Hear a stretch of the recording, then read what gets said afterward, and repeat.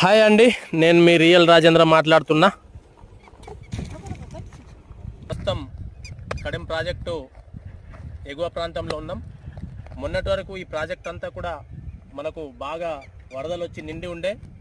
ఈ ప్రాజెక్టు పూర్తి స్థాయిగా నీటి మట్టం కంప్లీట్ అడుగంటిపోయింది. దాదాపు కొన్ని వేల ఎకరాలు కూడా బయటపడడంతో నల్ల మట్టి కంప్లీట్ కూరుకుపోయింది. ఈ నల్ల మట్టిని చాలా అనేక పోషకాలు ఉన్నటువంటి ఈ నల్ల మట్టిని రైతులు తమ పొలాలకు తీసుకెళ్ళి మరి ఆ పొలాలలో నల్ల మట్టిని వేయడం మూలంగా వేసే పంటలు కూడా బాగా సమృద్ధిగా పండుతాయనే భావనతో రైతులందరూ ట్రాక్టర్ల ద్వారా కూడా మరి నల్ల మట్టిని తీసుకెళ్తా ఉన్నారు. కడెం ప్రాజెక్ట్ రైతులకు ఈ రకంగా కూడా ఫుల్ నిండిన తర్వాత సాగునీటి కోసం, తర్వాత ఎండిన తర్వాత నల్ల మట్టి పోషకాలు ఉన్న నల్ల మట్టిని తరలించడానికి రైతులకు కడుపు నింపే కార్యక్రమాన్ని కూడా కడెం ప్రాజెక్ట్ చేస్తుండడంలో ఏమాత్రం సందేహం లేదు. రైతులు అందుబాటులో ఉన్నటువంటి రైతులు ఎవరు కూడా అంటే చుట్టుపక్కల ఉన్నటువంటి రైతులు